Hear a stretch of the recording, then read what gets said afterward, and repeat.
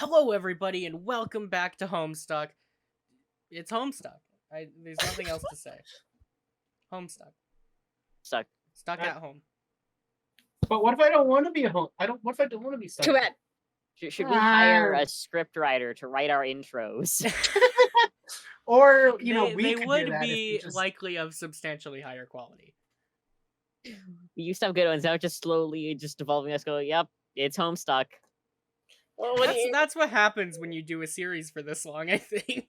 Yeah, that's You run out of we things can to be say in the overexcited. intro. Welcome back to Homestuck. In this one, Welcome back we to don't know Homestuck, what's gonna episode 1 happen because million. it's Homestuck, and we never know what's gonna happen. Don't you Trust lie to me. You guys aren't. I know what's gonna happen. You guys aren't ready for what's gonna happen right when you click the next page. Am I gonna have to go take like a 20-minute break of crying because something bad Oh, happened? hopefully not. Anyway, You might God. want to cry. I have an emotional support Bulbasaur here. Yeah, I got my You're gonna need chair. it. He's got his own chair and everything. I'll be okay. Anyway, let's I go. hope. Act 6, Intermission 2. Hold still, Slick. What? God damn it, What? quit fidgeting and drink your milk. What the? It's warm and nutritious, fresh from the butler's tea. You just watched me milk it. Oh, for fuck's sake, you are impossible. Miss Paint, is that soup ready yet? He's being a dick. Yo, he's back. Also, can you bring me some gauze? He stabbed me again. It was one of his more tentative stabbings, though. I think maybe he meant it as a sort of thank you? Nope, wait, he just stabbed me again. I don't think that one was a thank stab. It was more like just a regular stab. I probably should have confiscated his knife before I gave him these super fast robot arms. My god, he's frisky with those things. Hey, put that down. I said settle your ass down. Where's the gratitude, Slick? I'm waiting on you hand and foot here. Where do you think you are, Butler Island? You know what? Fuck Butler Island. You just died and went to Butler fucking heaven. I see that knife. Yeah, that one. You're not fooling anyone. If you don't calm down, I'm gonna repair your other eye. You know, the one you refused to let me fix because you thought the eye patch looked cool? I'll do it. Miss Paint, what is taking so long with that soup? This is a man in sore need of a Scotty Dogs if I've ever seen one. Miss Paint, are you listening?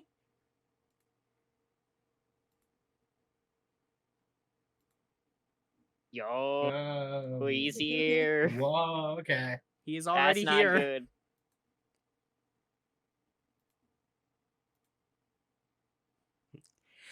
I can't believe I'm actually doing this memo bullshit again. I guess I don't know what else to do. I just need to air out some shit with somebody, and everyone has their heads so far up their nooks, I want to scream louder than I usually do. There are troll nooks and human nooks, whatever the hell a human nook even is, you know? Fuck. Oh, hey. I just cannot fucking believe I have to go through all this bullshit again with you, me, whatever. What the fuck made me think this would be a good idea? Dude, what's with the text? Ugh, why don't you tell me? I just have this incredible premonition you're about to anyway. Why the fuck would I know why you changed your text red? We don't do that. The showy self-absorbed paint your text in your blood color thing, or eye color, whatever. It's for attention-greedy, insecure losers. Sure is. Sarcastic wonder. I'm just thinking, this really makes our conversations easier to read. Remember those insane blocks of gray, angry text we used to write together? What was that, like half a sweep ago already? Is it weird that I'm actually looking back on all that insanity with a certain amount of fondness? At least shit was happening. It's so boring out here, and living with the humans is just getting kind of weird. Anyway, this is actually a lot more decipherable. Maybe you're onto something. Well, hey, check it out. Shit just got nostalgic. Look at that. I'm feeling more sentimental about this, and we're on a conversation already. Okay, why do you have to go from zero to douche like in the blink of a fucking glance nugget? The blink of a glance nugget? I've been at this for 10 minutes already, and counting. I just think you might have been onto something with the red text. I was trying to pay you a compliment, you antagonizing fuck.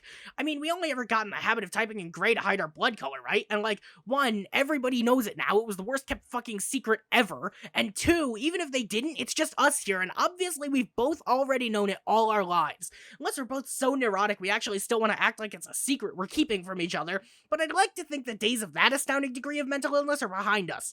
I want to kill myself, and I can't until the conversation runs its course. This is the worst hell imaginable. Shut the fuck up. That's the exact kind of melodrama I'm talking about. We're better than that now, man. I'm gonna do the mature thing here and switch my text to red. There, I think this should be the universal convention for when two of the same people are talking to each other. One guy bites the bullet and talks in red. Seriously, one of us has to be the grown-up here. Oh, I get it now. When I type in red, it's showy and insecure, but when you do it, you're shouldering the pragmatic burden of a martyr, even though it was my fucking idea to do that in the first place 10 minutes ago, you piece of shit. Okay, god damn it, stop being so sensitive. I fucking apologize. Can you just talk about your stupid feelings already so we can get this nightmare over with? Well, look, it wasn't supposed to be this lopsided thing where I spill all my feelings into idiot space while some shithead yells at me. I was kind of thinking there would be some give and take since you presumably share a lot of my thoughts. Okay, whatever, just say some stuff already. All that shit I said 10 minutes ago. I will riff with you and somehow pretend it doesn't feel like I'm rehashing a bunch of lines written in barely dried ink.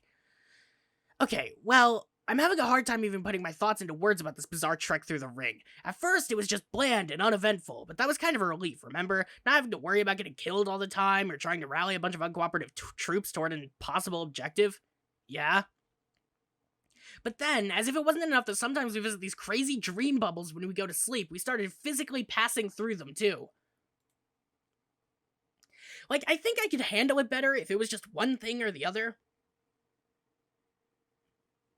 Like, only the monotonous day-to-day drudgery on the same gloomy fucking meteor with the same bunch of ridiculous people and basically nothing to do ever except get all up each other's business, or only a sweeps-long safari through an ephemeral realm of ghost memories and dead friends shitting around in a haphazard existential clusterfuck. But having to deal with both in totally random intervals, it's kind of taking its toll.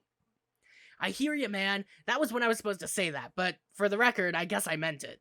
Yeah, I mean, don't get me wrong, I miss all my dead friends a lot, even the assholes, I miss them too, maybe even especially them in some perverse way, and I should be relieved that they all seem to be happy in some way, even if it's by floating nebulously through dream projections with their freaky blank eyes, and I guess I am relieved about that, but at the same time, it's left me unsettled, for reasons I can't really put my finger on. I know why. You do? Yeah. Well, of course you do. I guess because I just told you 10 minutes ago, making it like a self-fulfilling epiphany.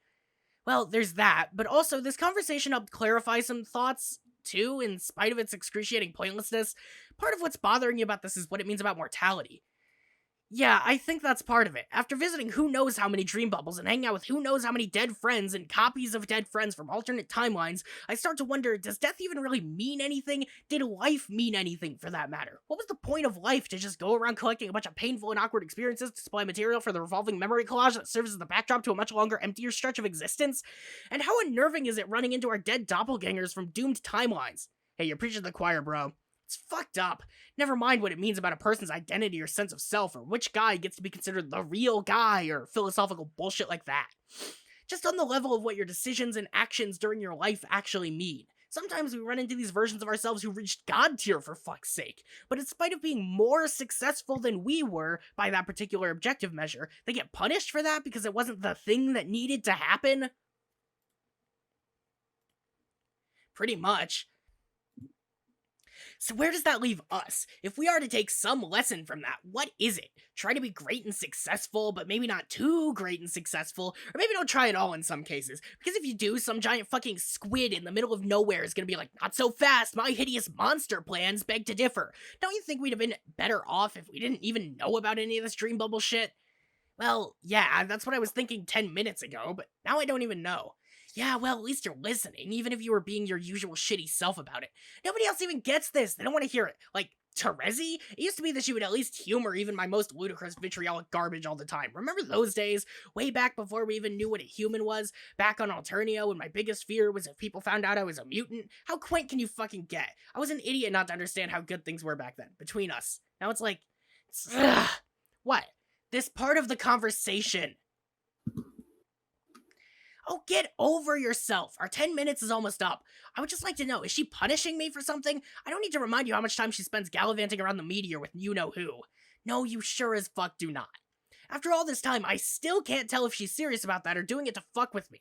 What do you think? Is there something legitimately red going on there? How can I command such absolute mastery over the romantic sciences yet remain perplexed by this? Maybe I can't get a read because he's not a troll and therefore has no idea what the fuck he's doing. It's like trying to decipher an intricate courtship process between an attractive potential mate sprite and some sort of vegetable. Like, it doesn't compute. Fuck, this is so embarrassing listening to this. Make it stop. quiet, I'm talking. I just feel like maybe I'm past the point of no return with her, where before there was margin for error, probably way more than I ever deserved, and now that's it. She's totally had it, and there's a new dude with candy blood in town. He's just got it all, doesn't he? He's a much better artist than I am, for one thing, and swords are so nubby they don't even exist. Talk about hitting the jackpot. Am I off base? We just went over this. I didn't get it then because I was too busy whining and feeling sorry for myself like you're doing now, so pipe down and listen. You've been sending her an endless stream of mixed signals for as long as you've known her. Oh, bullshit. Like, fuck, it's bullshit. It's all too clear to me now. It's a classic case of quadrant vacillation and you don't even know it. No wonder she was frustrated and got fed up with you. This is outrageous. Is it? Tell me how many times have you treated her in a way that can be objectively construed as a form of black solicitation? That's just... No, that's how we've always rolled together. It's like spirited platonic contention. Totally normal territory and a healthy matesmanship. Yeah, a healthy one, not one involving a demented loudmouth who can't keep his shit under control. Let me ask you, how much of that animosity is innocent platonic rage? Could it be that subconsciously you want to push things with her onto collisionist turf? Maybe see how things work out there. See if you can have your grub and cull it too. That way you have her all to yourself. Fuck you. You want her in every quadrant like a desperate fool. Do you realize what you've become? You are the sad joke character in the rom-com. You know the guy I'm talking about, who's greedy and indiscriminate about filling every quadrant, totally oblivious to it, and in the end has fuck all to show for it.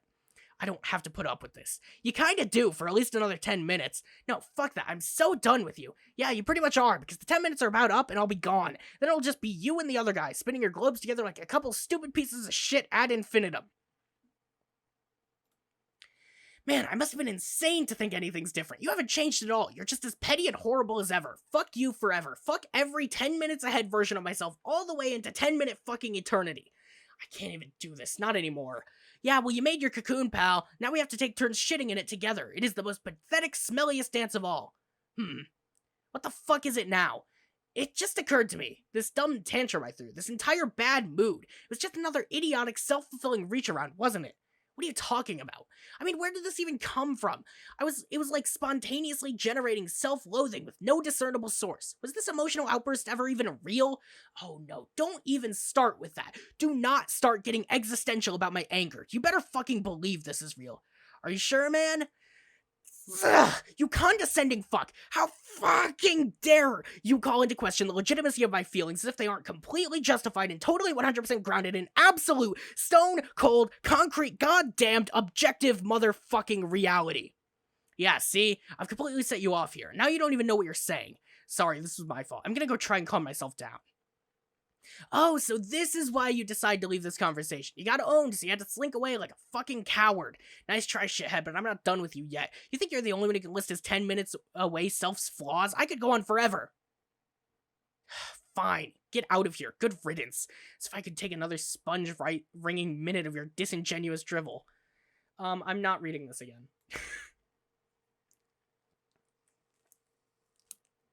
Okay. That's definitely fair.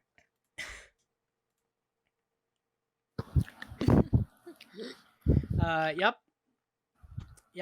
Mm-hmm. Is this just gonna loop on forever? Okay, thank God we're done. Hey. Sup? Anyone seen Terezi around? No.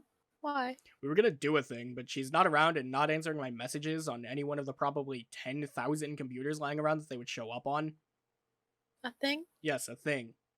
I see. Shut up. What about you? Have you seen her? No. Have you seen Gamzee? Are you serious? Of course not. I haven't seen that guy at all since the first day we got here. Not once.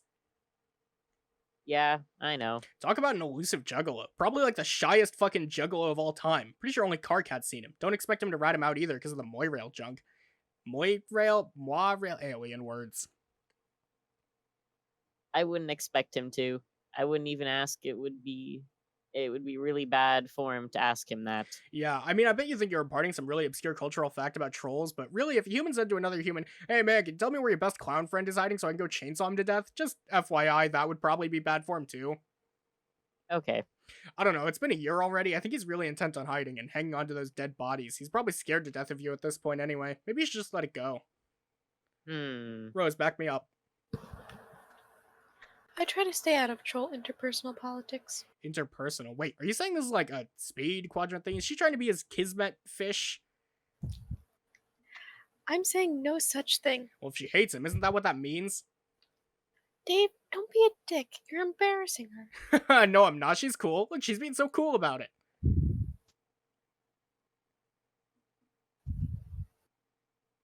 I'm being cool about it. See? It's not like that.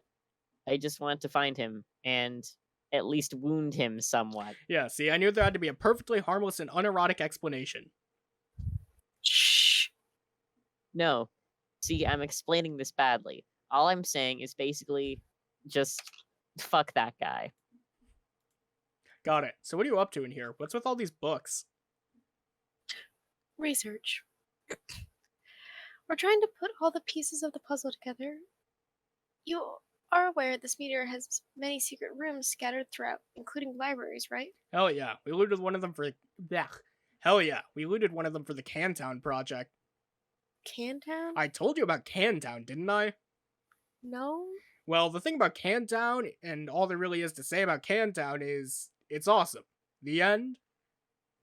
Wow, what a story. So, what is the point of this research? Primarily to gain more thorough understanding of the situation we'll be entering when we arrive. I thought you pretty much already knew the situation since you can see the future. Oh my god, I've told you, I can't see the future. Yes, you can. You totally can. Okay, but not all of it, only certain relevant pieces. It's a bit frustrating when people make a presumption about you.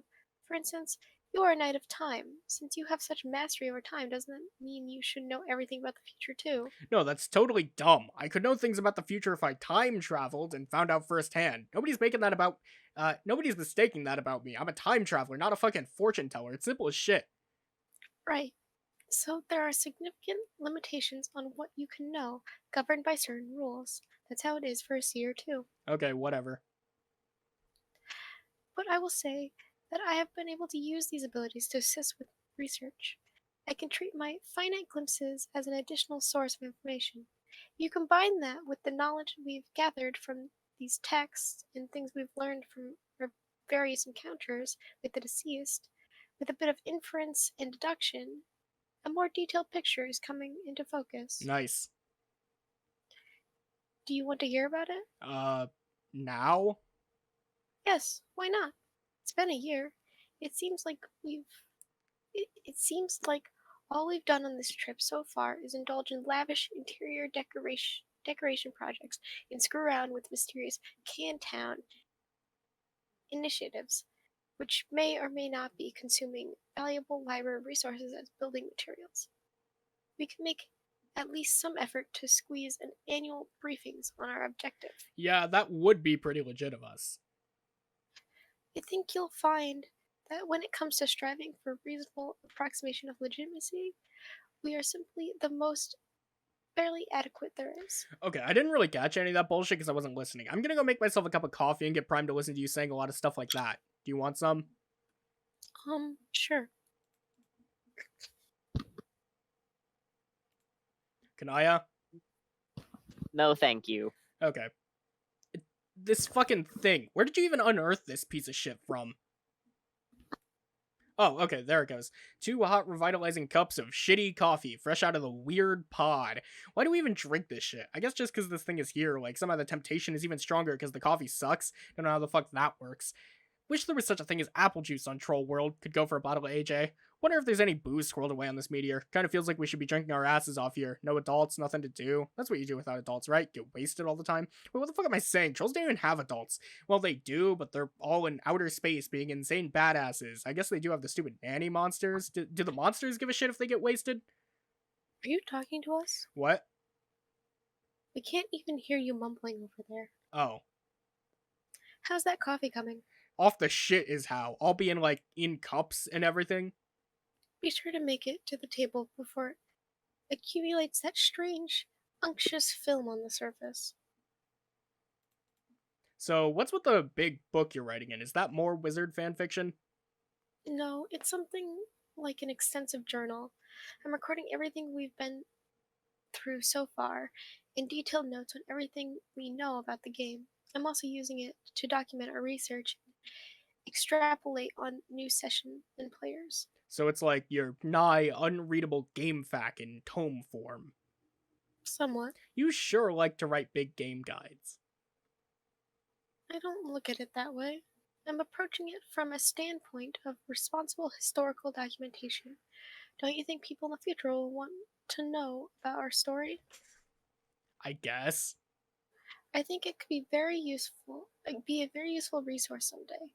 It could be helpful to others beginning their own quests. Chances of that seem pretty remote. I really wouldn't rule it out. Okay, totally sold on that suddenly on account of not caring. So tell me about the new session. What is there to know? And most importantly, how is everything going to go wrong this time? From what I understand, everything already has gone wrong before the game even started, in many different ways than ours did. There are indications of thicker political intrigue, assassination attempts, and a usurpation of the throne more insidious than what we dealt with. But those examples still don't illustrate the fundamental fault with our session. Ours had a similar fault. It was a null session. Literature on the subject says null sessions are actually very common. It is any session resulting in failure, and as such, designed to result in failure from the start, due to Skaya's comprehensive knowledge of its own fate and that of all illuminants. Biologically speaking, it's to be expected that null sessions far outnumber the successful ones when it comes to reproductive systems. Overwhelming redundancy is commonplace. A universe has a reproductive system that spreads many seeds, as it were, most of them which never come to fruition. So we shouldn't feel too bad about our results, really. It was quite par for the course. But then it would also seem that exceedingly few null sessions result in the birth of a massive green star fueled by two dead universes, for what it's worth. Okay, but I thought the whole point of this, the scratch thing, is it gave us a chance to still win. But you're saying... Fuck. Okay, but I thought the whole point of this, the scratch thing, is it gave us a chance to still win. But you're saying the new session has a fault too? Well, yes. There's more to it, though. The new session is essentially our session, rebooted with different parameters which also affect the original conditions of our universe. And strangely, it seems the new one is a null session as well, but with a much less common subset of all null sessions. This one is referred to as a void session. Okay, which is... what? It's very simple. It's very simply a session in which nothing is prototyped before entry at all. Hence, by Skaya's preemptive all-knowing and its influence on the rest of its insphere, there are not even any towers on Prospect or Durst built to receive the split kernels, see? Weird. Why would these alt-universe players fuck up in such an obvious and stupid way? I don't know what specifically led to the failure to prototype anything, but it doesn't really matter. As I said, the session was designed this way before they began playing. Any efforts to prototype may have been in vain, regardless, possibly subject to sabotage. Didn't you say at some point that not prototyping anything would be really bad? Yes, it's just another way to create an infertile session, though by a less catastrophic and bloody route we took to achieve the same result. By contrast, it leads to a rather harmless, uneventful session. Underlings remain unaugmented, and so does the royalty. And while this may sound advantageous to the players, it's a curse in disguise. The lack of prototypings which keep the adversaries unevolved has the same influence on the battlefield. Without successive prototypings, the battlefield will never reach its final form, which must be fertilized to grow a new universe.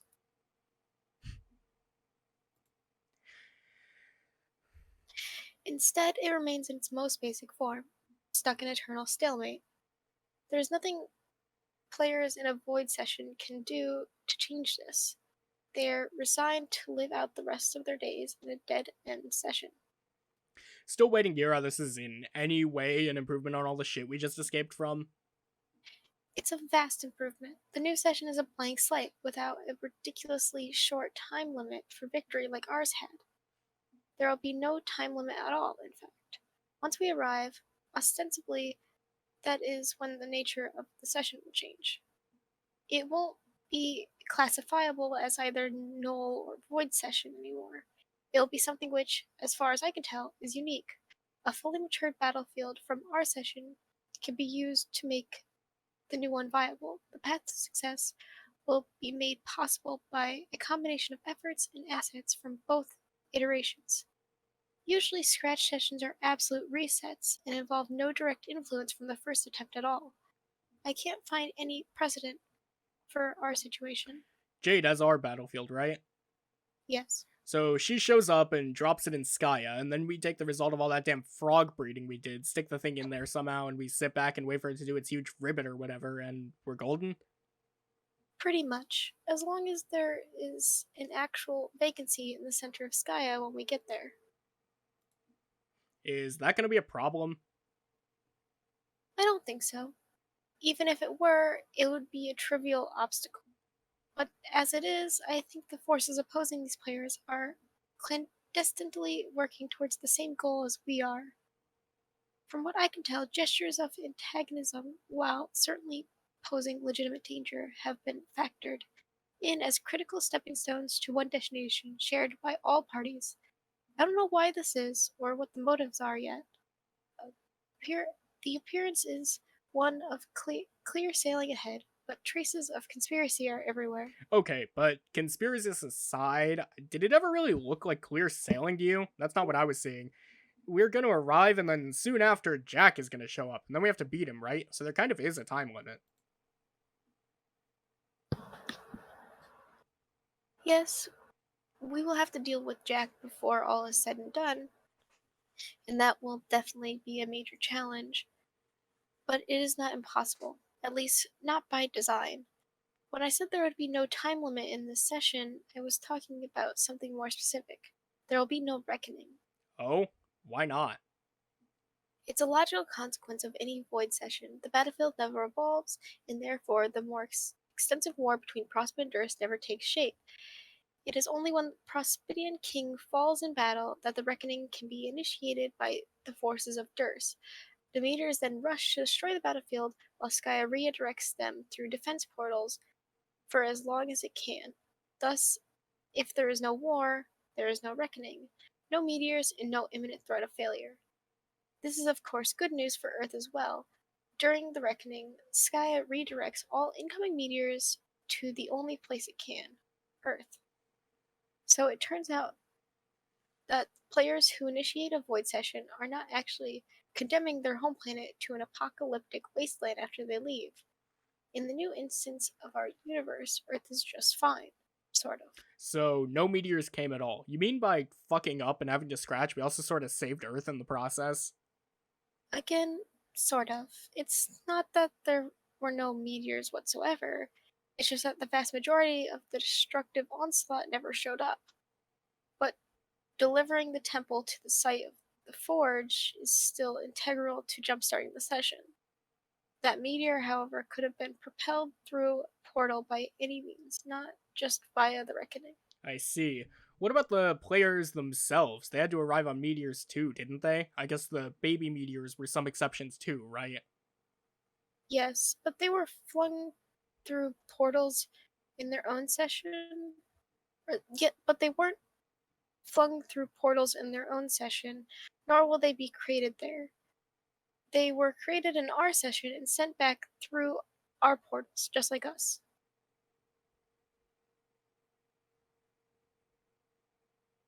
To understand what happened... Oh, I had not even hit the button yet. dang it! You broke the illusion. Dang it! Too slow. To understand what happened, it really helps to understand exactly what a scratch is. When John severely damaged the beat Mesa on your planet and sent it off to Skya to release its temporal energy there, you could view it as a kind of request. We were asking Skya to change everything at a fundamental level, and we gave it the energy to do so. But Skya is a very passive entity. It only knows and sees, but it never quite acts. When it is asked to change everything, there is only so much it has control over. In fact, it has control over exactly one thing: the defense portals. It can decide to send important meteors to different points in time than originally planned, thus creating alternate realities. Offshoots of promise rather than futility. And it turns out the most important meteors of all tend to be the ones delivering the young players to their planet. So all it has to do is change everything. All it has to do to change everything is tweak their destination times a bit. All internally prompted changes in the post-scratch universe are decided entirely by this modest adjustment to parameters. It's a very simple concept, actually, yet the consequences are dramatic. It results in not only a hard reset for the session, but a partial reset for the universe too, due to the many causal entanglements between a session and its originating universe. What do you mean, tweak the destination times? Where do they get sent to? A variety of different time periods. The simplest way to look at it is to picture the original destinations of our two groups of 4 ectobabies and switch them. What? Though this is just a slight oversimplification, while it's roughly true, Sky has some peculiar whims this time.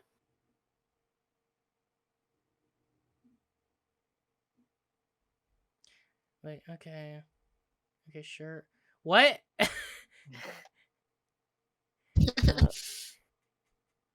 Oh wow, that is.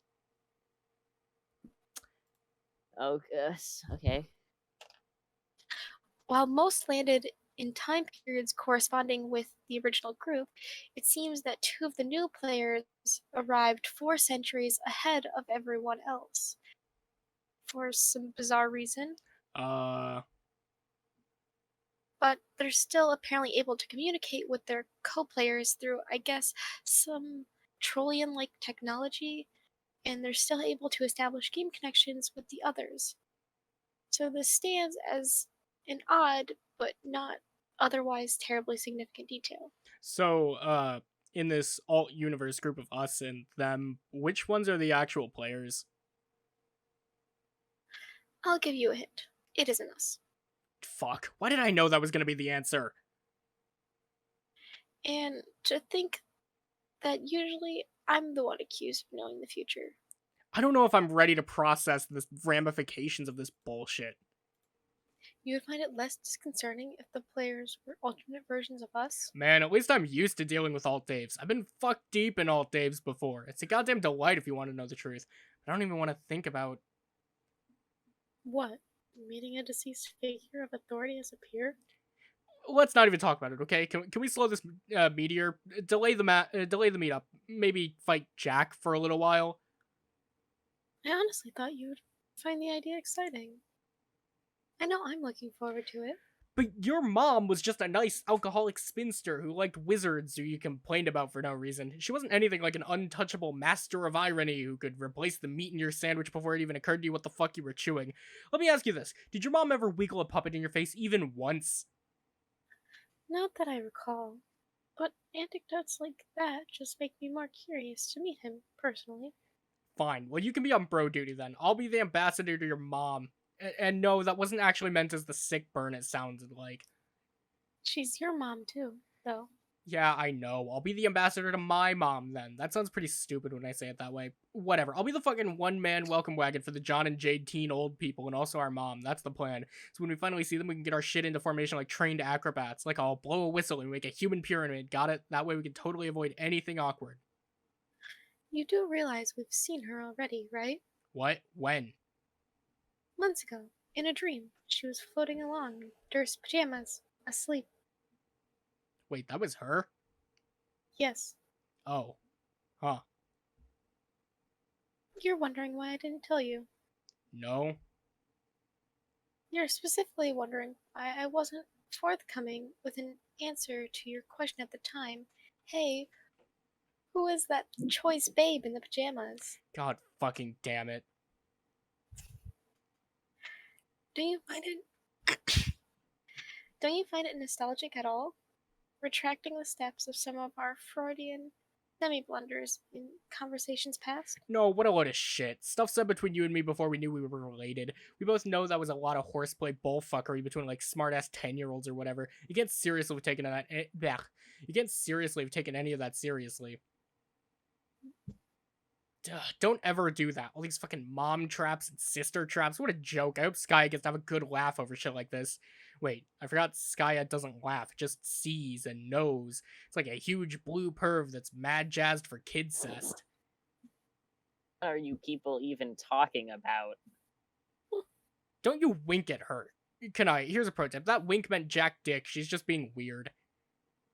I feel as though this conversation has utterly outmaneuvered my constructive involvement. I'm going to go. Yeah, I'm pretty much ollieing outie too. Got some shit to attend to. After you. Ugh. Why does this always happen? Everybody out of the goddamn way. I got a lab full of humans, a mouth full of yelling, and a tortured psychological profile full of totally hysterical emotions and unaired grievances at practically everybody. Carcat's broken, guys. Yeah. Okay, hold on. If I could settle down a tick, I should be able to make more sense shortly. Just one... Maybe you should lie down on the couch. Fuck. No. Dude, what is the matter with you? Wow, okay, that was a pretty terrible entrance. Anyway, where was I? Dunno, but I was just leaving.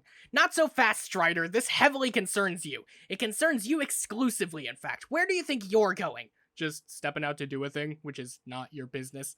Like my inflamed, quaking golf sphincter, it's not. Tell me, are you by any chance going to have some company when you step out to do this thing? Notice the two heavily dramatized enclosure talons surrounding that word, which I am scornfully pantomiming with my own two hands as presently being demonstrated for you? Yeah, sure. Oh? Who would that be, may I ask? Well, probably the mayor. He's usually down for whatever.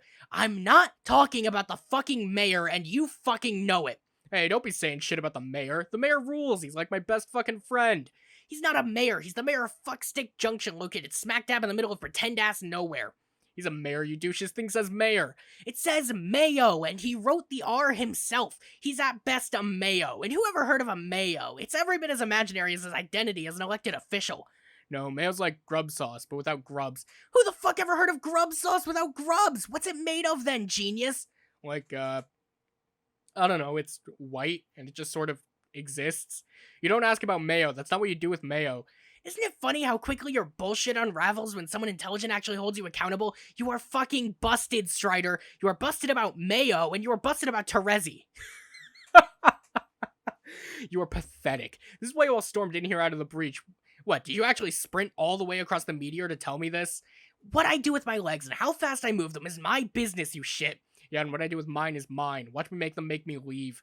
I said, stay your ass put. We're talking here. Dude, don't touch my cape. Huh. What? I can't believe I seriously just said, dude, don't touch my cape to somebody and was serious about it. Okay, look, I'm nowhere near your precious stupid cape. Just listen. Before you go off to snog Terezi in your idiotic little village of nutrition cylinders, hear me out. Man, you are so overblowing this. But I don't think that I am. Yeah, you are. You have some idea about us or what we're getting up to, so we've done a few things together to pass the time. So what? I don't even think you could call them dates or anything. What the fuck would even qualify as a date on this gross, dark meteor? Dave, can we just cut the shit? I am not an imbecile. You are both plainly tipping into flesh territory irrespective of environmental factors or whatever lame condition it is humans believe to be optimal for pursuing a matespership.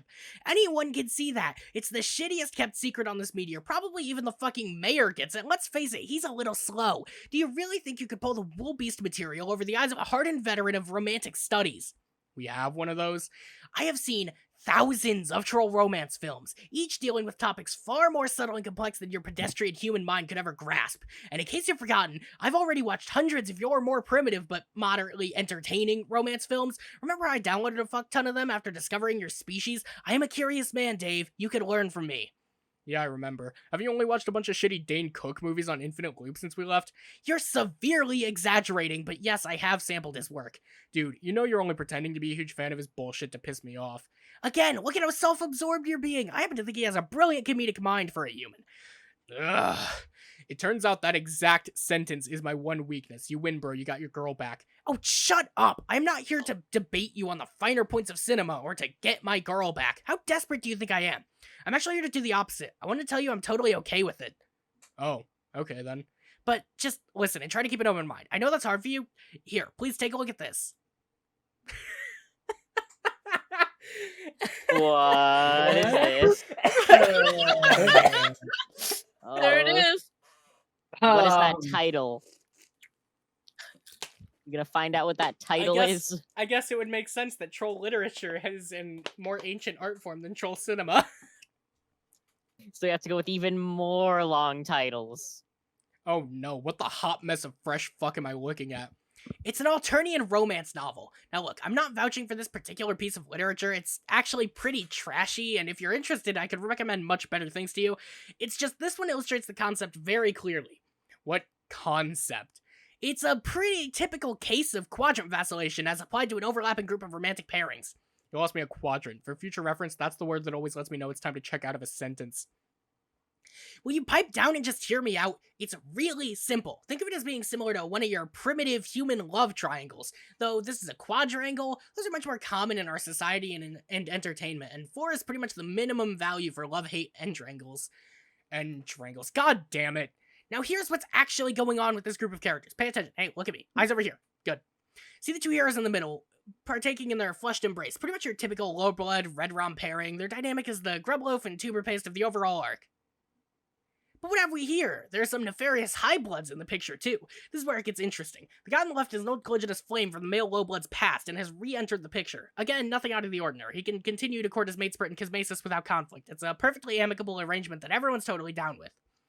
What is that huge beefcake troll even doing? Is he grinding against the little dude's shoulder? What is even going on? Why the fuck is he nude? No questions yet. So then that's all fine. Pretty boilerplate conditions for unfolding rom drama, but there's a twist. The male high blood and low blood start to have flushed feelings for one another, and this results in some red infidelity between the low blood pair. Obviously, this is where the fireworks start going off. The red feelings between the low bloods turn to black, and thus begins what is referred to as quadrant vacillation. Meanwhile, the two males are also vacillating between red and black because you don't just let go of a rivalry so easily. What's going on with the other chick, all grabbing at the other one down there in the corner? Yeah, well, it gets even more complicated than that. Probably more than needed for the sake of making the point. In the heat of their vacillation during an especially black phase, the low-blood female waxes red for a notorious and especially brutal high-blood female. So they have their thing on the side, but even that starts vacillating too because the original pair just keeps spinning like a top. We don't need to get bogged down in the quadrangle dynamic, though, and for our purposes, the fourth party is a distraction. Our purposes? What the fuck are our purposes? The thing is, vacillation always adds a lot of drama to everything, but that doesn't mean it can't be viable. It can totally work, and everyone can be reasonable about it. It just really comes down to a matter of sensible scheduling. You must be out of your fucking mind if you think I want to know where you're going with this. Dave, please, just read the book, okay? It's all in the book. Yeah, no. I'm not reading that shit. I can't even read your stupid troll language. Why would you think I can? I think you should reconsider. I can translate for you. I'll read the whole damn thing aloud if you want. Seriously, it could really expand your limited human think pan on stuff. There's a lot here that's applicable to our situation. There is nothing even slightly applicable about any of that bullshit to our situation. Don't be dense, of course there is. Teresi and I have been on the verge of vacillating like this for a long time. It's about time we killed the suspense and just acknowledged it. You and she seem bent on developing something in the flesh quadrant, and like I said, I'm fine with that. If we just get our shit straightened out, we could be like these vacillating pairs that alternate between red and black, but in a way that's complementary with each other's patterns. Oh my god, why is this happening? Like, well, she and I are black, you and she are red, but then when she and I are red, you and she... I don't know if humans are really capable of black feelings. I guess that's up to you. Maybe you just, like, sit those periods out. Like, take a break, you know?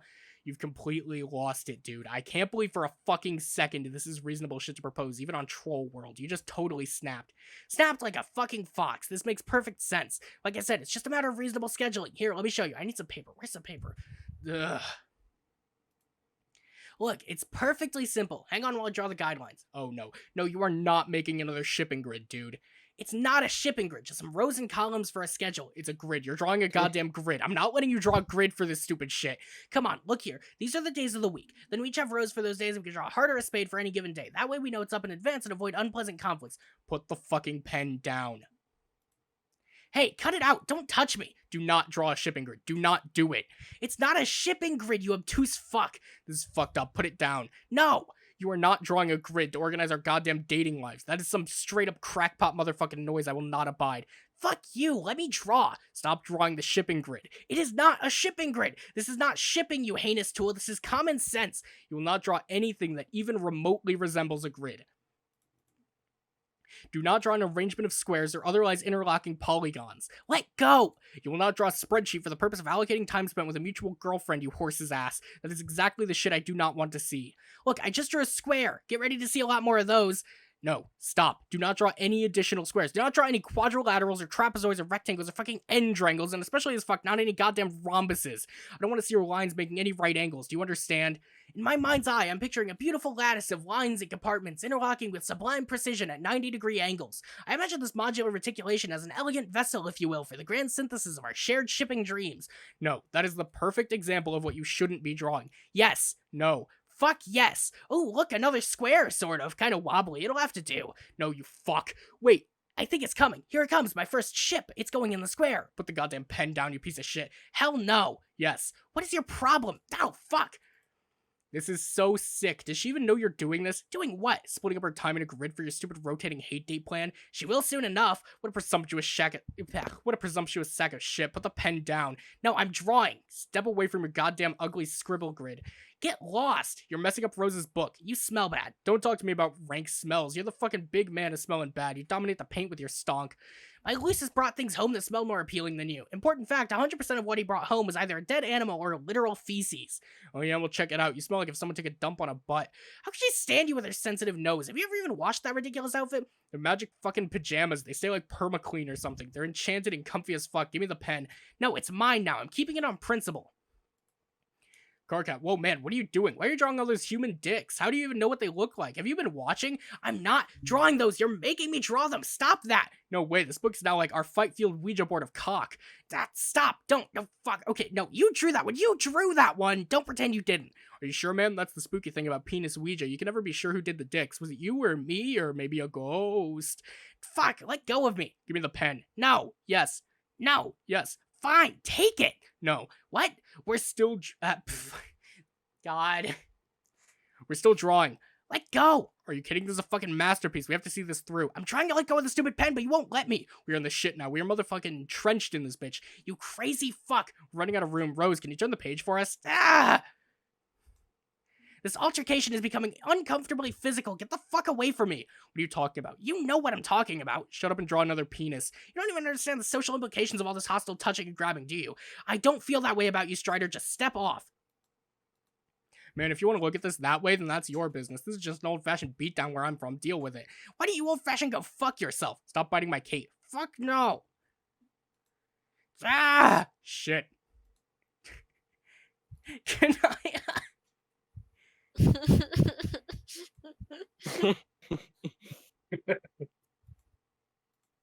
Are you serious? Dude, unreal. You're like a cape magnet. Hold still. Booyah! The suplex. Everybody stop what you're doing immediately, whatever it might be. Another dream bubble is approaching rapidly. Everyone man your stations, by which I mean go about your business as usual, I guess. Unless you want to meet me up here and check it out. Over.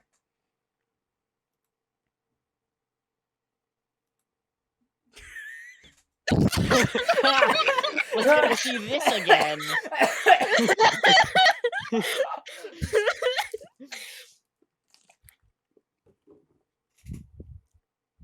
Both of you get ready. Alright. Okay.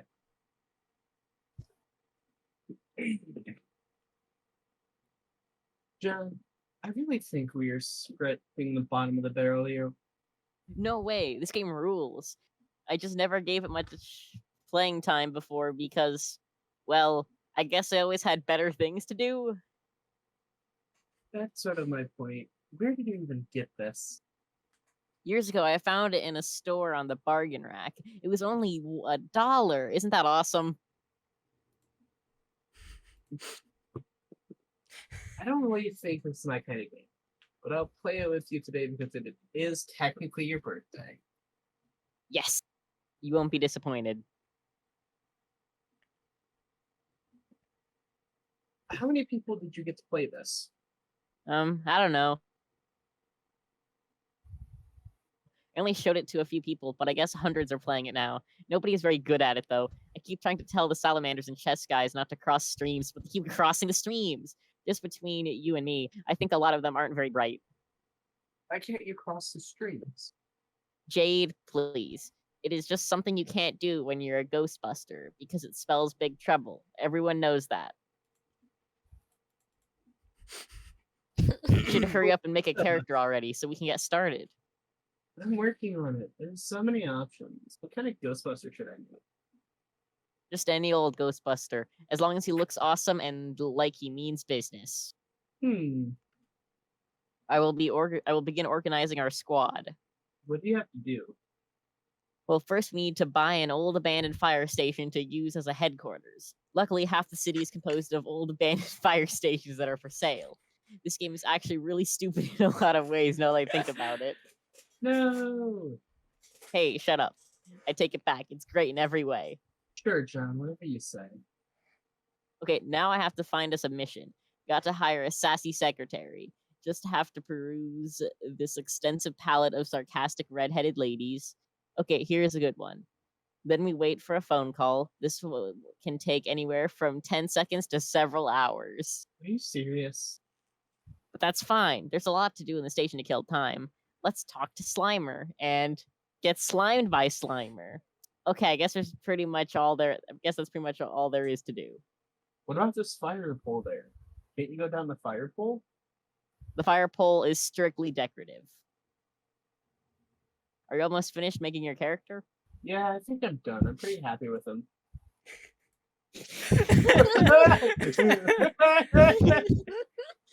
Jade. That is absolutely the shittiest Ghostbuster I have ever seen. No way. Yes, it is so yes way. He's adorable. That's what are you even talking about? Jade, I thought we were taking this game seriously. That is not a serious Ghostbuster. No ghost could possibly fear that thing.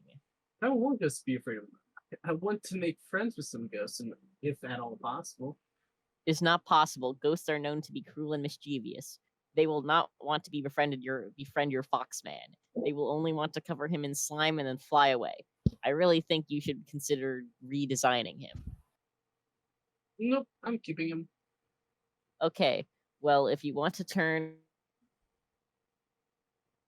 your squad into a fucking joke, our squad into a fucking joke, then that's your business. Shut up, I'll give him a pink jumpsuit.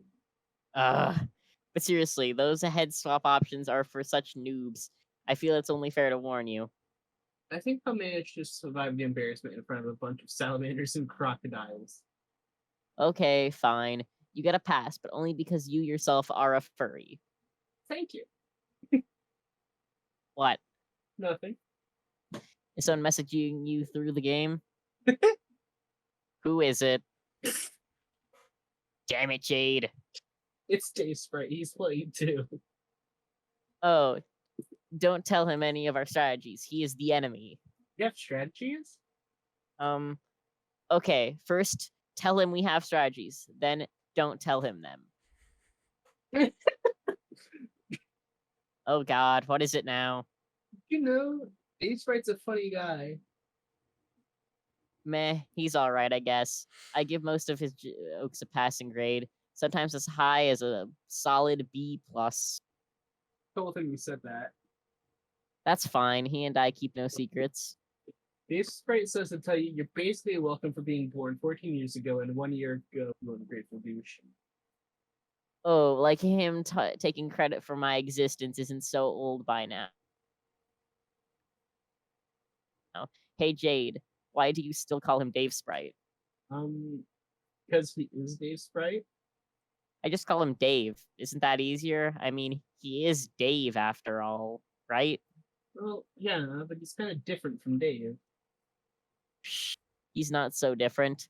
Dude is just a magical orange Dave with wings, and also says caw sometimes. I know, but there are other differences. Like what? It's hard to explain. It's just slight differences in personality, I guess. He still raps sometimes. Yes. So, I just thought I would mention it. okay, I'll admit I can't really tell if his rapping style has changed. Trust me, it hasn't. I don't know if the differences are because he's a spray or because he lived for a while in a different timeline. Well, were you a sprite before? How different did you feel then? I wasn't a sprite. My dream self was a sprite. And then I kind of merged with her when I became a god tier. Oh, right. So, half of you was a sprite. I guess it's more like I'm still the me I always was, but inherited some of her memories. But they were pretty vivid. Do you remember what it was like before being Jade Sprite? I remember being dead for a long time, and making friends, mostly trolls. Oh, really? Which ones? None that we know of now, that I can remember at least. They feel like such distant memories. They were barely real. I have to admit, I am a little disappointed in the dream bubble thing. By the way, you were describing it. I really thought we would dream about them on this trip more often. Yeah, me too. Maybe it's something about this place we're traveling through. I don't know. When was the last time you visited one in your sleep? Man, that was weeks ago, I think. Yeah, And then when I do dream about them, it's just kind of weird. Either I'm alone in my own memory, talking to figments of my imagination, or I dream about someone we know, like a troll we have talked to, and I get excited. But then it turns out they don't know who I am. It's like a version of them that died before they ever knew us. And it's just kind of awkward. yep. I still haven't seen Dave or Rose at all. Have you? Nope. Yeah, I'm starting to think it's not going to happen. I wonder if we're just not sleeping at the same times. I don't think that's it. One thing, considering where we are, I don't think there's such a thing as the same time for us. That's true. Do you think the afterlife is just fucking with us, Jade? Maybe, but it's probably more like the way it used to be with the clouds and Skya. They didn't always show you things, but when they did, they were selective about what they would let you see. Like they would make sure you saw whatever you needed to see to make sure things go the right way. I always thought I knew so much, but in retrospect, they gave me only a tiny glimpse of the big picture. That is so infuriating. I guess I never felt that way when all I was doing was looking up at some clouds. I was happy to see whatever was there, but I guess it's different in a situation like this when you miss your friends and you kind of wish the dream bubbles would play along. Yeah. Oh well. I guess it's only 2 more years. What do you think they will be like by then? Do you think Carcat will have driven them all insane? Probably. Or maybe they will all be better friends with each other than they are with us. Well, look at it. Look at it this way. By the end of our trip, will you be better friends with a bunch of salamanders than you are with Rose and Dave? I don't know. There are some pretty charming salamanders on this ship. That is true. But you know what I mean. Things have a way of changing. Like, have you thought at all about what it's going to be like when you see Dave again? I mean, after the way things are going with you and Dave Sprite? What do you mean the way things are going? Jade, please. What? You're not fooling anyone with your coy shenanigans. What has he been telling you? Nothing. Do you really think he would talk about any of that with me? There are just some obvious conclusions a guy is going to make about stuff. Oh, I guess I don't know what's going on with that. I really don't. All right, fair enough. What do you think he would think about that? Huh? The other Dave. I mean, Hypothetically. Aha! So you have thought about it. I'm only wondering because you brought it up.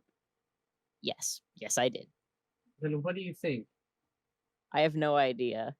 We would probably never find out one way or the other, regardless. Maybe. Oh, what about you, John? What about me, even?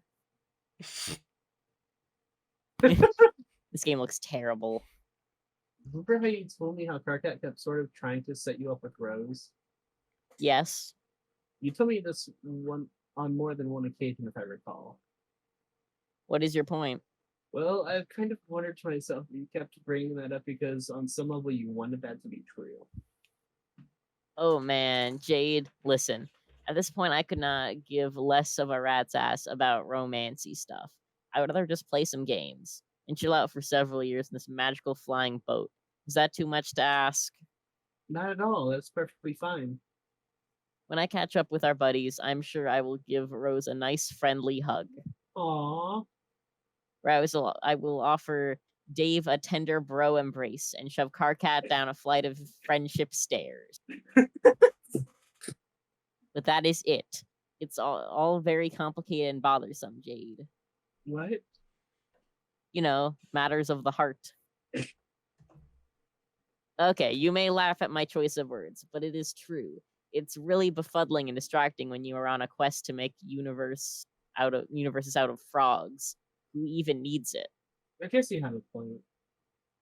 Like, remember that troll girl who was sort of into me? Mm-hmm. Well, okay, that seemed like a pretty big deal at the time.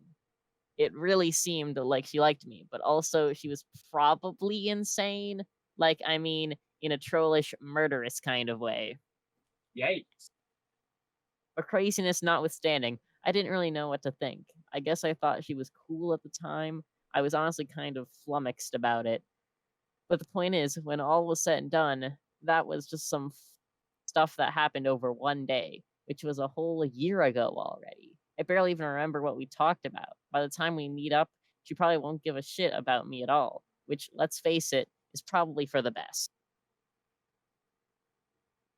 I think we make things more meaningful in our head when they're happening than they really are. Like, realistically, there were probably a lot of things that went on that day that didn't mean that much. Like, remember how you said you thought Karkat was getting this silly, angry crush on you? That was just my hunch. Yeah.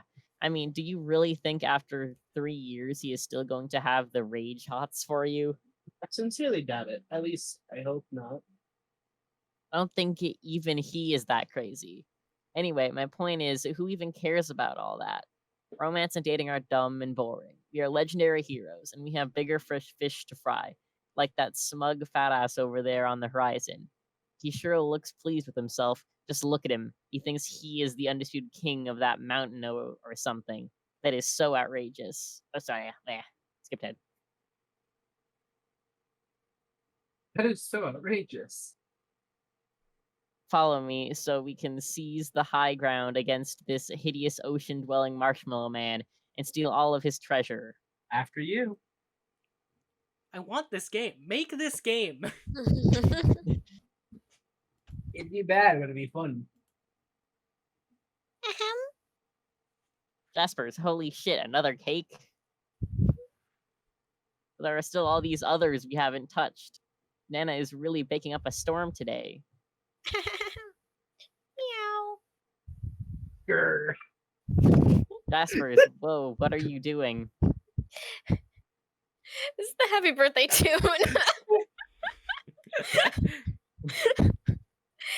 Meow, meow, meow, meow, meow. Meow, meow, meow, meow, meow. Jaspers, no. It's fine if you want to sing me the happy birthday song, but for the love of God, don't meow it. You're going to rile her up. Meow, meow, meow, meow, God. Grr. No, Jade, come on, please settle down. I can't help it, Kurt. Damn it! I'm really not mad at him, I swear. Meow, meow, meow, meow, meow. Meow. Wolf! Oh my God.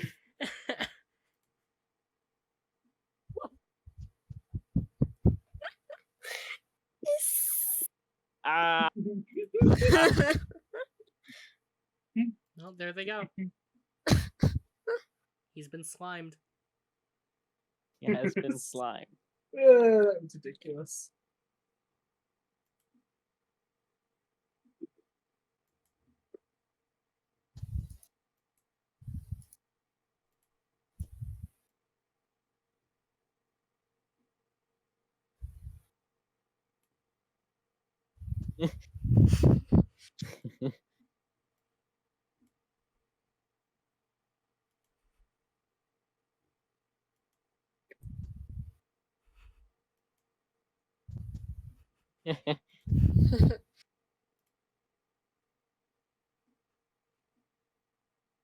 Hey, you, God tier boy.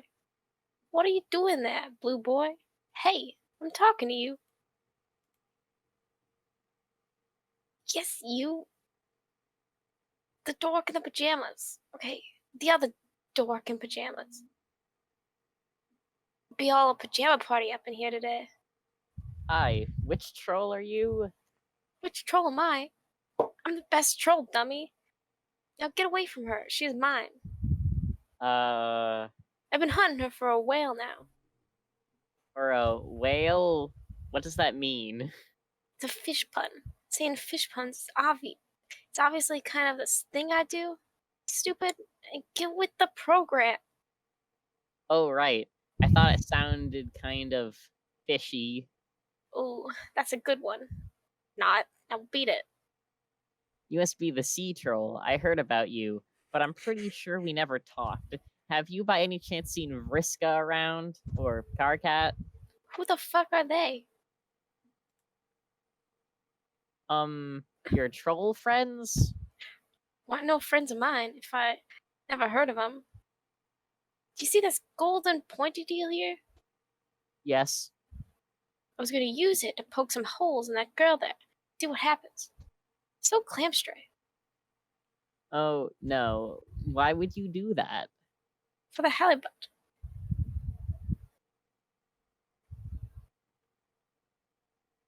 What? Halibut, the hell of it. Okay, that one wasn't that awesome.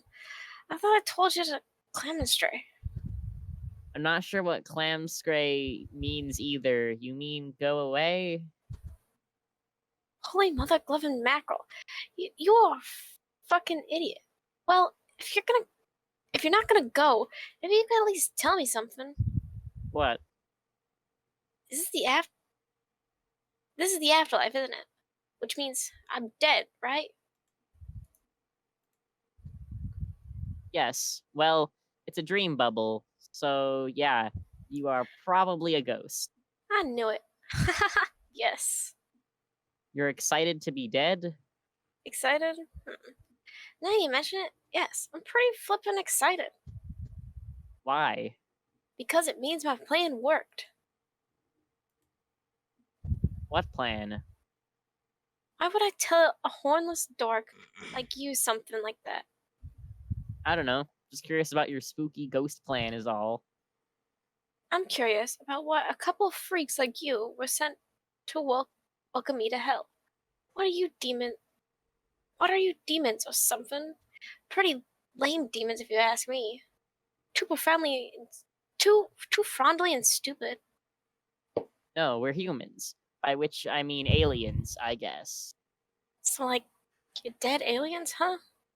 Who ever heard of an alien ghost?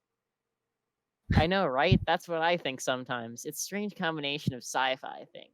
Like, alien stuff is all about science, right? At least it is in the movies. Aliens love science. But then ghosts have nothing to do with science. They belong to the supernatural realm, which have more to do with religion, I guess, or about a lot of hocus pocus and superstition. Maybe even magic. Science rarely enters the equation, unless it's something awesome like Ghostbusters, which makes ghosts and stuff all about science, even though the ghost science is obviously a bunch of total nonsense. I guess Contact mixes. I guess Contact mixes aliens and ghosts because Jodie Foster saw her ghost dad in outer space, but then that was probably just a science projection from an alien to make her feel less sad about her dead dad, and not a real ghost or anything. I guess the lesson is that science and aliens teach us that ghosts and religion are fake. Although it turns out ghosts and aliens are actually real, so maybe science and religion have been lying to us all along. Nerd? Yeah, sorry. So the girl, she like your mates spread or whatever? What? No, I don't even know her. I kind of thought you knew who she was. Don't know who she is, but I know what she is. She's done. Huh? Ever do any bacon, nerd? Yeah, a little. Then you know exactly what you do with something that's done. You stick a fork in it. See? No. Better think fast, sucker fish. Snoozing mystery girl, look out.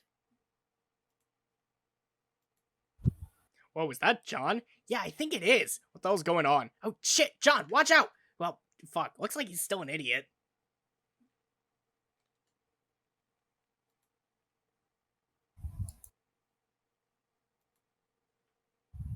Huh.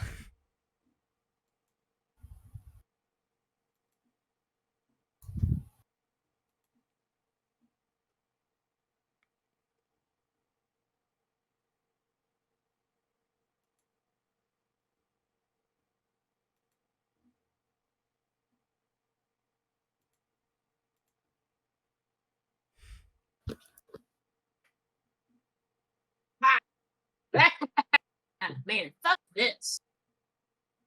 It's a real pain in the ass typing out long Victorious laughs with only one hand, you know? Gonna have to patch this thing up somehow. Maybe I'll pay a visit to my neighbor a little later. Getting my arm fixed nearly ought to be worth enduring the stench. Oh yeah, sick burn from out of nowhere. Take that. Zah! Why did I think that was a lie? God damn it. She's not fucking Blackbeard. So, the game in my back... Funny story about that. I have a game running in the background. You want to know who I'm fighting? Blackbeard from a well-known show. Take that, Sahak. Neighbor, can't believe I only thought of that now. I bet he'll get a kick out of that. I bet you even more he won't laugh, though. What a boring piece of shit. I know you would think it's funny, though, right, Terezi? Man, I'm sure I'm glad this little feud of ours is basically over. We're totally even. Now we can just go back to being friends and things will be great. You won't believe this, but it only occurred to me now that you won't even be able to read this. Even if you do somehow manage to stumble back to your hive. You're blind now. Whoops. It would be a real shame if we couldn't bury the hatchet and be great friends again because of a stupid bullshit reason like that. Are you already go through this? Or am I just... No, this is new. Okay. Picture seem familiar. Oh, I know. Maybe I'll mind jack some random chump and send him to your hive so he can read my messages to you out loud. What a perfect solution. He can be your assisted living slave. I would have had the perfect candidate all lined up, but he recently lost the use of his legs, unfortunately. Oh well, I'll just roll with the punches like I always do and find someone else. Just say the word and I'll make him do whatever you want. Read my awesome notes to you, hang some more plush dragons from your tree, pre-chew your food. Well, maybe not pre-chew your food, since I don't exactly knock your teeth out, did I? Maybe more like pre-look at your food to make sure there aren't bugs in it. See, isn't it great when we're helping each other out instead of maiming each other repeatedly? This is how it should be between Scrooge sisters? Yeah. Scrooge sisters.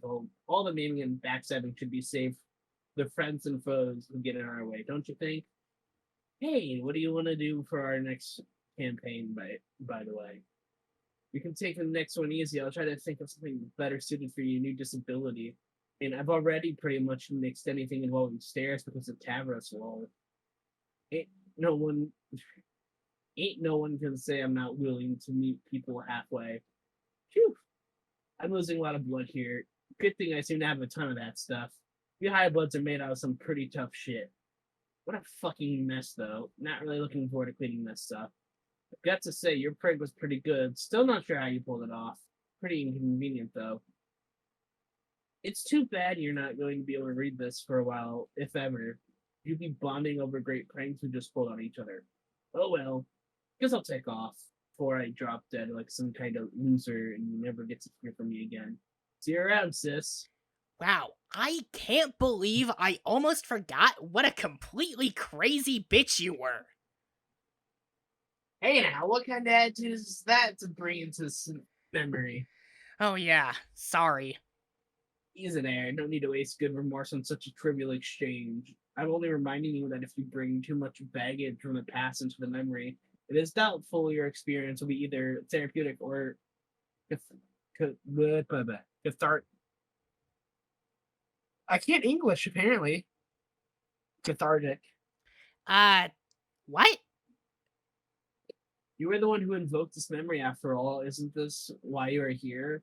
Is it not what you've been hoping for and fretting you may find since your journey began? A chance to say you are sorry? Friska, you sound really different. What happened to you out here? Sorry for the ruse.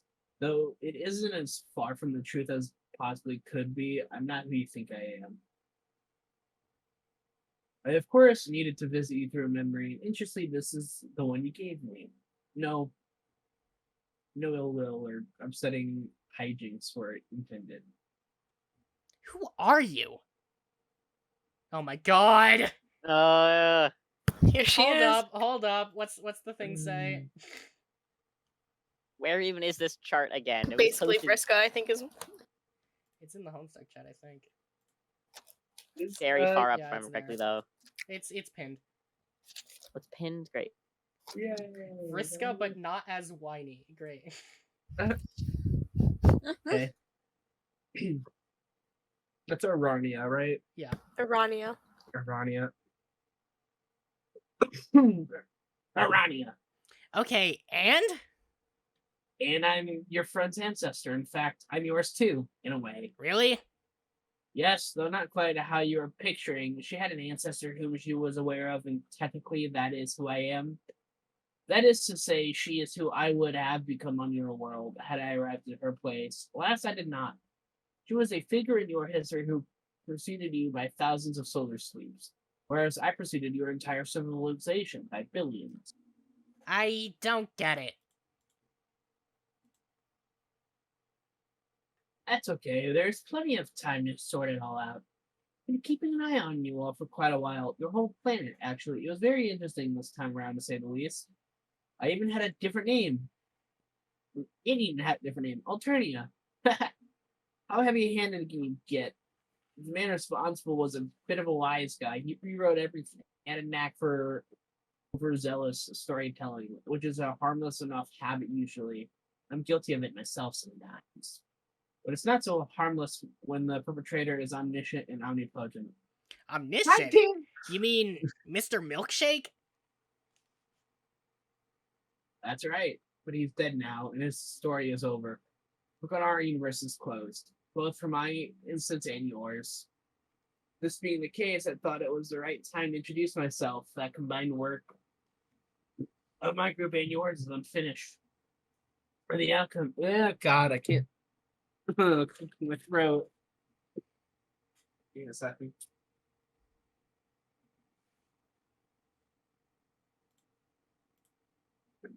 This being the case, I thought it was the right time to introduce myself.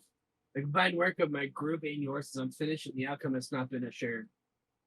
The true ultimate reward has yet to be achieved. No safe haven has been created that is free from the devastation caused by Mr. Milkshake's grand deception.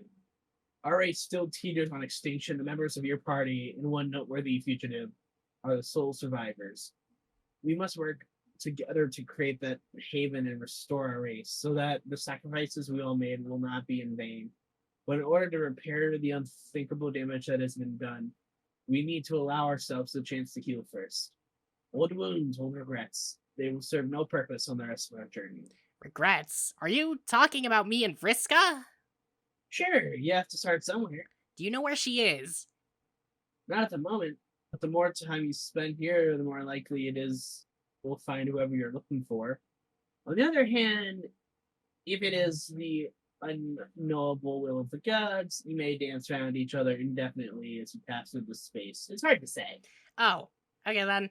I'm not sure whether to be relieved or frustrated by that.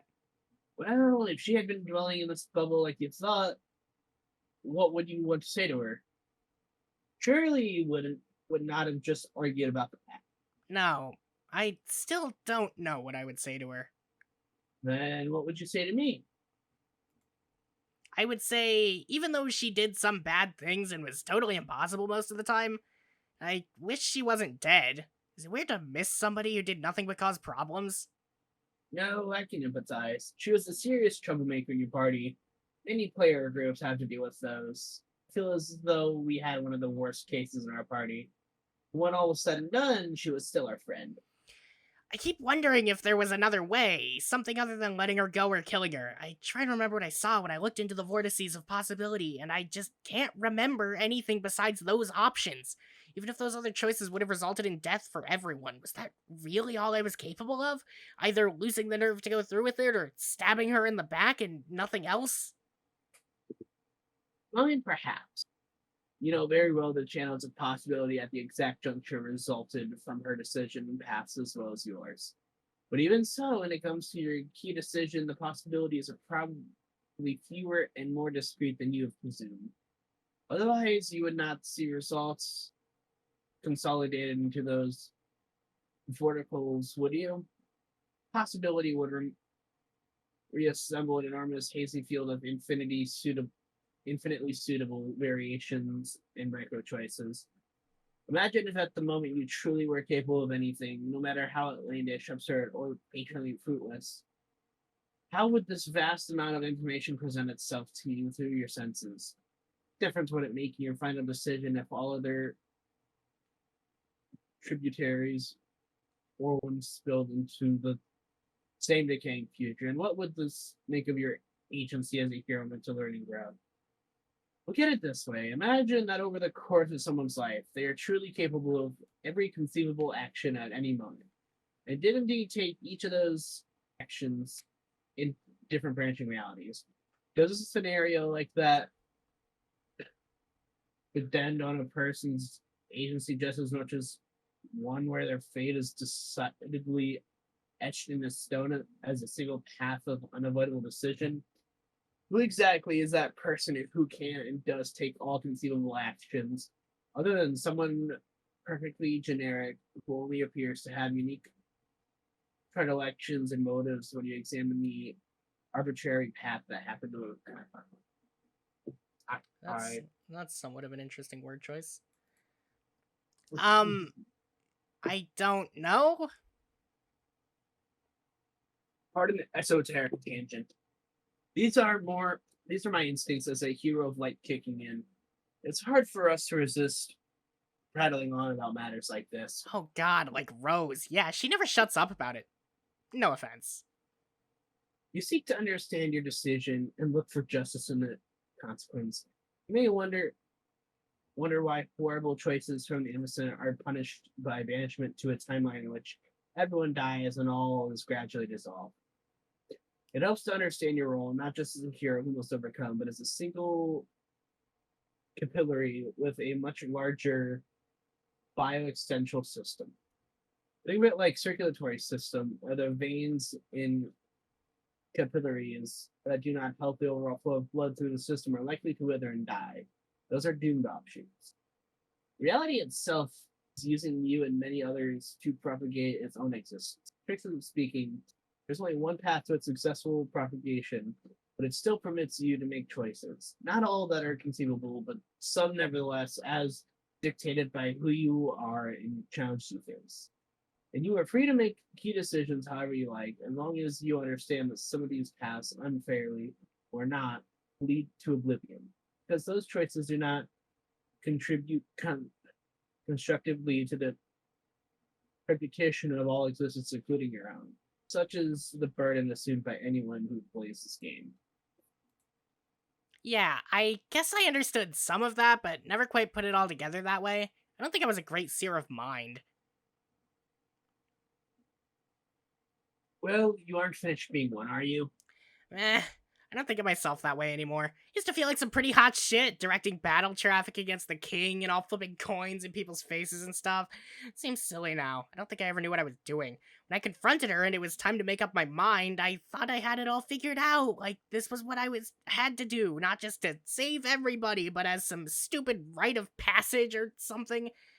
Then it came time to do it, and it was all happening so fast. I forced my own hand. I could either let everyone die in one reality or kill a friend in another. And I tell myself those were the only two vortices I saw.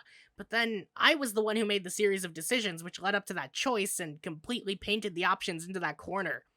Anyway, I just wish I could tell her that. Which one would you tell it to? Huh? The one who fought with Noir or the one who didn't? Oh, I guess either? I was thinking more about the ones whose death I'm actually responsible for. Well, this could either be my experience as an ancient ghost talking, or the perspective I am naturally given to as to a light player. But aren't you equally responsible for both? I guess. I can see why you would feel more responsibility for one than the other. My perspective is informed by my class and aspect. It was to my advantage as a healer to see things a little differently, to find equanimity across many different outcomes. Oh?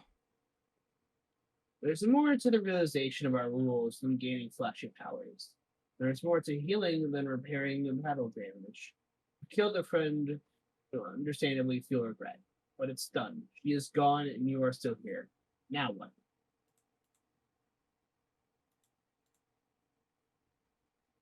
You could look for absolution through rationalization. Everyone would have died if you didn't take action, so why trouble yourself with guilty emotion? But there is no real healing power in believing that, and I don't think it's what you wanted to tell yourself anyway, is it? Not really. Or what about through renunciation of responsibility if you were to just a tool used by reality to perpetuate itself, where is the blame? But what would be another empty idea that has no power to heal? Yeah, I've tried rationalizing stuff that way. Doesn't really help.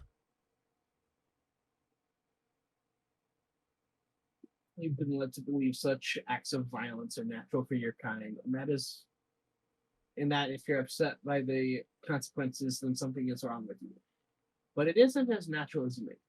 The conditioning was a part of Milkshakes a long time.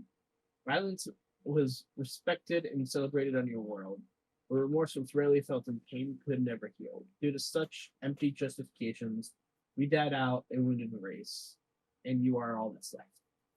The process of healing first involves shifting through what it isn't, which happens to be almost everything your troubled mind has to offer. Then what do I do? What's the answer? There isn't one. It takes time and is only accepted by looking at things honestly. This is what I did as a sylph of light, help people see things. I could even perform the literally if you wanted. What? It's up to you, of course. Thanks for asking, but I'd rather just stay this way. Learning to sense things this way was the only connection I ever had with my Lucis before she died. Reminds me of her. That probably sounds dumb, though. Not at all. That's a very good reason. I thought the polite thing to do was at least offer. It's cool that you want to help heal me and all, but I still don't really know anything about you, other than that you seem like some sort of much nicer Vriska. Where were you from again? Alternia before Vanilla Milkshake named it that? Yes, before in a different universe instance, I have to refer to as A1. The shorthand helps avoid confusion, trust me. My group of 12 played the game, but failed. It overwhelmed us. A lot went wrong, we reckoned we destroyed our battlefield well before we had any hope of winning. I sought advice from Echidna, and she told me how to scratch the session to give us another chance. But the choice to do so came with accepting the annihilation of our existing forms. In the new instance, we would lead completely different lives with no memory of what happened. So we did and created A2. Your instinct. your game in which we were all inexplicably created in the first place. As I said, this time around, the world was That's when trolls became terrible? not all of them. Some had lessons from the old world to teach others, but few ever heard them. So, in your time, everyone was as nice as you? Not exactly. Life was pretty mild and uneventful. Not even sure if I was especially nice by our standards. Mostly kind of boring. Nobody from my party liked me a whole lot. I think I talked too much and had a habit of bringing conversation back around myself. Not that it matters anymore, but it was not the best way to make friends. You really are like a nice Friska. I don't know. I was friends with her, and she did almost nothing but talk about herself. I'm pretty sure you and I would have been good friends too. Thanks. It goes to show just because your race is peaceful doesn't mean you don't have problems. I used to fantasize about being someone really outgoing and dramatic. Someone who had the confidence to do whatever she wanted. Like go on the most outrageous adventures without caring what anyone thought about her. Like someone from a book, you know. Yes, I used to think about that a lot too. It turned out I actually got what I wanted after the rest. Unfortunately, it came along with our people's enslavement and near extinction. Not that I really got to live as her exactly, but at least I got a chance to follow her life, and it was a very long life. Here for ages has its benefits. Exactly how long have you all been living in dream bubbles? Not living? It has been a very long time. So long, time has been stripped of a meaning it never really had in the first place. It doesn't really pass in the same way it does when you're alive. Concepts like now and how long are figures of speech used to make communication simpler. I've quit trying to give expression to the elusive temporal properties of this place. It's easier staying conversational, but I will say that being here for so long leads itself to a certain detachment from what you see. Otherwise, monitoring the atrocities stemming from our failures wouldn't be much fun. Do you miss your world as much as I do? Yes, sometimes. But missing usually invites memories of home to serve as the stage. Not that it's a substitute for the previous reality, but the reminders of home are everywhere. What about your friends? I guess you still get to hang out with them all? Yes, I see them often enough, except for one, whom I haven't seen at all since before we all died. In fact, she's the only reason we are here in the first place, as opposed to merely ceasing to exist upon the scratch. In life, she was the only one I would have called a close friend in a way. The thing is, nobody liked her much either. We had that in common. Wow, it's been that long since you saw her? Remember how I said the gods could keep you dancing around someone you're looking for indefinitely? Yeah, but billions of sweeps? Well, billions, yes, in a manner of speaking. Is she by any chance the troublemaker you were talking about? That's right. In fact, we are on our way to visit her now. Oh, so that's where this branch is taking us. Notice the moon up there?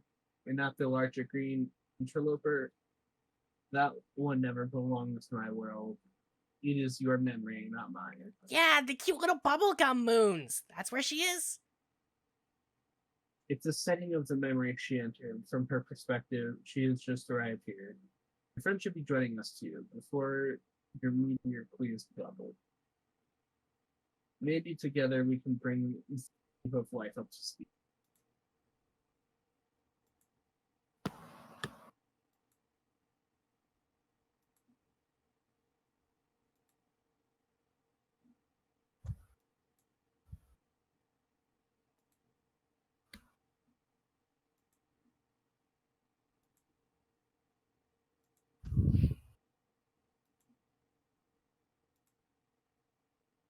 No. Oh shit. How can he be here already? Why did I not see this coming? This dude is always already here. When it comes to being here, already is practically all he ever is. Okay, time to stop babbling and think. Think, imagination. Dad, the one time I really need you. Oh no, Slick! Slick, he's come here to finish you off. We have to hide you somewhere. Now that Rufio's gone, you are my only friend. Oh, you're good company too, Humanimal Butler, who may or may not be your Thor. I didn't mean nothing by it. What's that, Slick? Oh, yeah, Miss Pain too, of course. That's a little different. Hey, what do you mean, so what's her story? Is she available? No, she is not available. And just what do you mean by that? No, she will not be available soon either. Hey, get back in bed. I'm trying to save your ass here. Go ahead, stab me all you want, like your stupid curmudgeonly shankings aren't so totally played out already. Shh. Oh my god, the footsteps, that horrible peg leg on my hardwood floors. He's coming. There's no time to lose. We gotta get you out of here. Now,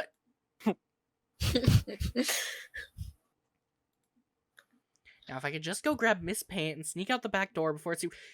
Are you kidding me? He's already here again? Talk about a one-trick pony. Fine.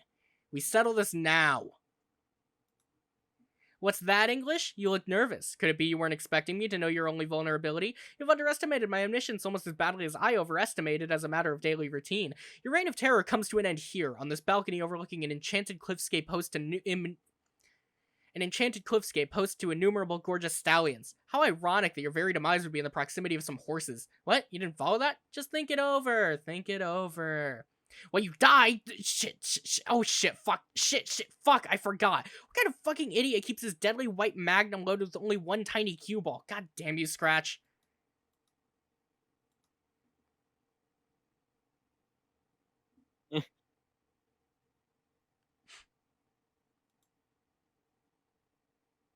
Oh, wow. Okay, that gun looks super deadly. Way deadlier than the one I just threw at you, and I'm probably screwed. But there is one thing you probably weren't counting on, and that thing is magic being real. God, I hope magic is real. Please let magic be real. Please let magic be real. Please let magic be real. I believe that magic is real right now. I believe so hard in its reality that it is becoming slightly less fake before our very eyes. I believe its fakeness was just a lie coughed up from a dark magician's spurious asshole. I believe in fairies. I believe dragons aren't bullshit. I believe heartily in the giggles of all the cherubs in heaven and the metric tons of special stardust they consume each day to fuel their laughter. I believe the conviction of a million frothing zealots in the combined pranks of a billion leprechauns strong, and in the tiny erections they get from playing them. But most of all, I believe in you, Rufio. I believe in you! Ah, fuck, who am I kidding? Magic is fake as shit. I failed you, Rufio. I failed you. Oh my gosh.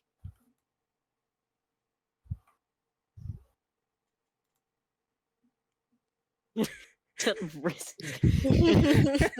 does a writer kill himself in the story that he is currently writing? We may never know. It's like that one time, like in DC Comics, where I think it was Jeff Johns wrote himself into Animal Man, and then he got drafted into the Suicide Squad by another writer. Yeah. And then well, I think it was like, and then they realized how ridiculous it was to have a character like that in the story, so they had to kill him off. So they had him drafted into the Suicide Squad, and then got killed because he had a writer's block and couldn't see what was coming next.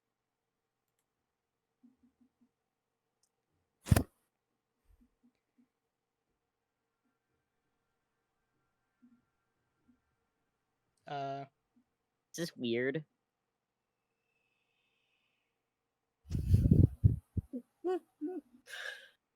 It's very strange. Usually, not even like the big final thing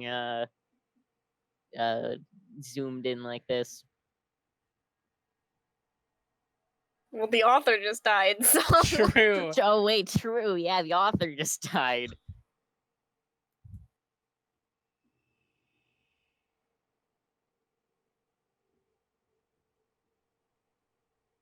Why does it just say Dota up here?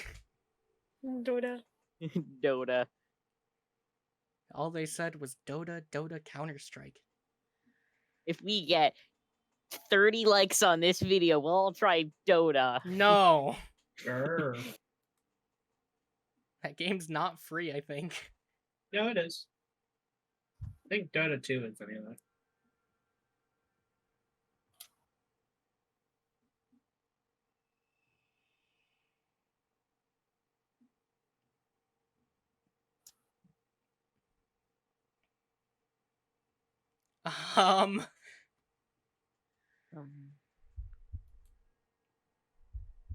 Will.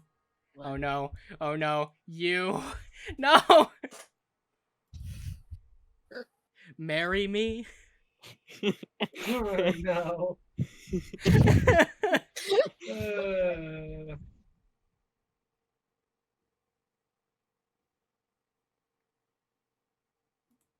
Classic hussy. End of Act 6, Intermission 2.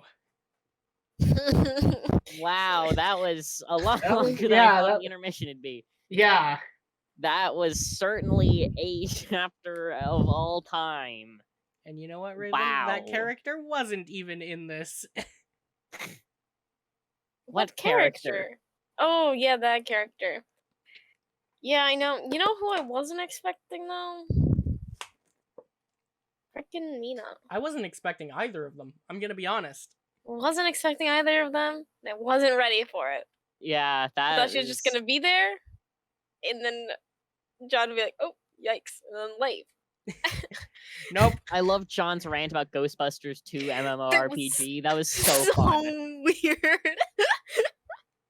Somebody It make the Ghostbusters 2 MMORPG, please. Allow it so you can have a furry head. I'm gonna be honest. How would Ghostbusters is maybe Ghostbusters as a franchise could work as an MMORPG, but why just the sequel? Probably Why because it not? sounded funnier.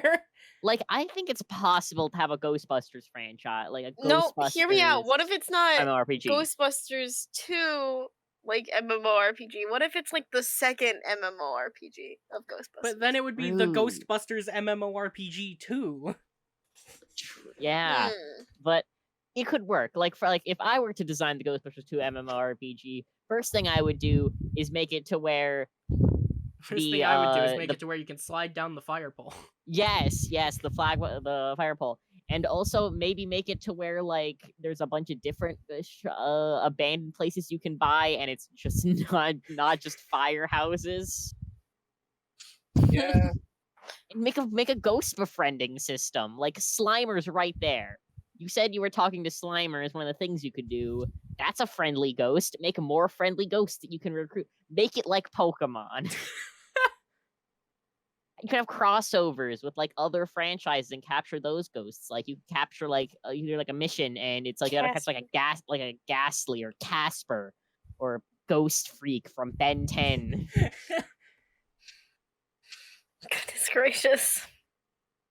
Ghostbusters as an MMORPG could work. Heck, you could even have it reference. You could even have it have a crossover with those movies that no one liked, and then specific people get angry about having a crossover with the movies that no one liked. You mean the reboot? Yeah, the reboot, the movie, the one movie no one liked, because then they discarded that continuity and made another one and made a third movie to the first group. Make a Ghostbusters MMORPG 3.